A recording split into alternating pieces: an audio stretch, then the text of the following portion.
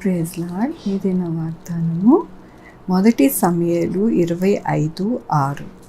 నీ ఇంటికి నీకు కలిగిన అంతటికి క్షేమమవును. ఎంత గొప్ప వాగ్దానాన్ని దేవుడు మనకి అనుగ్రహిస్తూ ఉన్నారండి. దినమున దేవుడు ఏమంటూ ఉన్నారండి, మన ఇంటికి మనకి కలిగిన అంతటికీ కూడా క్షేమము అవుతుందని దేవుడు సెలవిస్తూ ఉన్నారు. మన జీవితాలకి క్షేమాన్ని, అలాగే మనకి మన యొక్క జీవితాలలో ఆనందము, సంతోషము, కృపను అనుగ్రహించేవారు మన దేవుడు. మనకే కాకుండా మన యొక్క కుటుంబము అనగా మన బిడ్డలు మన తల్లిదండ్రులు అందరికీ కూడా దేవుడు ఏమనుగ్రహిస్తారంట అంటే క్షేమాన్ని అనుగ్రహిస్తారంట. దేవుని యొక్క వాక్యములోని నీవు నీ దానముతో వారి కడుపు నింపుచూ ఉన్నావు, వారు కుమారులు కలిగి తృప్తి నందుతురు, తమ ఆస్తిని తమ పిల్లలకు విడిచిపెట్టుదురు. అవునండి, మన యొక్క జీవితాలలో దేవుడు ఏమని చేస్తానని ఈ దినమున వాక్యము మనకి అనుగ్రహిస్తూ ఉన్నారంటే, ఆయన దానముతో మన కడుపు నింపుతారంట. మనము కుమారులతో తృప్తి పొంది మనము ఎంతగానో ఆనందకరముగా ఉంటామంట. మన ఆస్తి మన పిల్లలకి మరి దేవుడు అనుగ్రహిస్తారంట. ఎంత గొప్ప దేవుడండి. మన యొక్క జీవితాలలో మనకి అవన్నీ కూడా కావాలి అని ప్రతిదినము ఆయనకి మొరపెడుతూ ఉన్నాం. ప్రతిదినము ఆయన పాదాలు పట్టుకుంటూ ఉన్నాం. దేవుడు జవాబుగా మనకి అనుగ్రహిస్తూ ఉన్నారు. నీవు నా దానముతో వారి కడుపు నింపుచున్నావు. అవునండి, ఆయన దానముతో మనం యొక్క జీవితాలలో నింపుకొనుచు ఆనందకరముగా తృప్తికరమైన జీవితము మనమును మన బిడ్డలు ఉంటూ ఉన్నారని మరొకసారి ఈ యొక్క వాగ్దానముతో మనకి దేవుడు అనుగ్రహిస్తూ ఉన్నందుకు దేవునికి వందనాలు చెల్లిస్తూ ఉన్నాను. ఈ దినమున పుట్టినరోజు, పెళ్లి రోజు, అనేక శుభదినములు చేసుకుంటున్న వారందరికీ కూడా నిండారుగా శుభాకాంక్షలు తెలియజేస్తూ ఉన్నానండి. మీ జీవితంలో ఆశీర్వాదము, ఆయన కృప, ఆయన బహుమానము ఎల్లప్పుడూ కూడా మీకు అనుగ్రహింపబడునుగాక. ప్రార్థించుకుందామండి.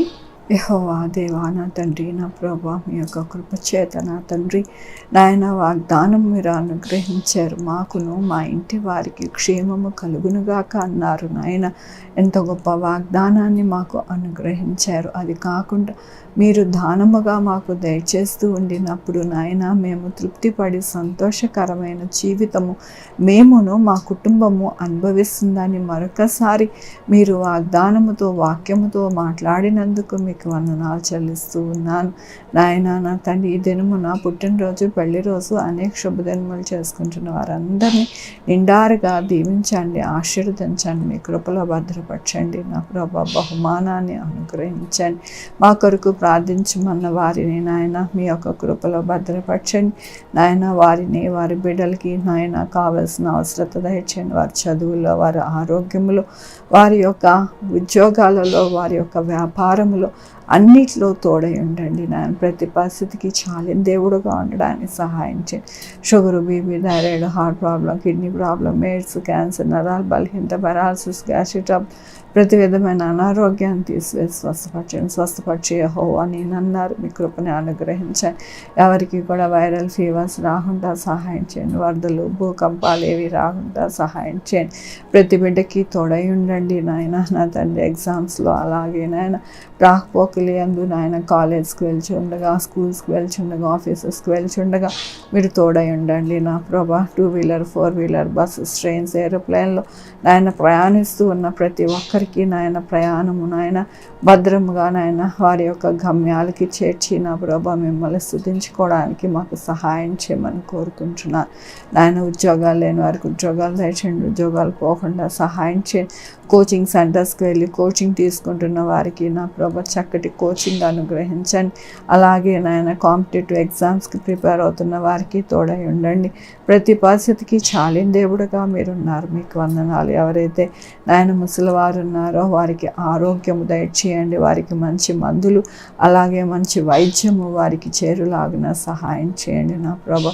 ప్రతి ఒక్కరికి మీరు తోడై ఉన్నందుకు మీకు వేలాది వందనాలు చెల్లించుకుంటూ నా ప్రభు, నా రక్షణ యేసుక్రీస్తు పరిశుద్ధమైన నామమున అడిగి వేడుకుంటున్నాను తండ్రి. ఆమేన్.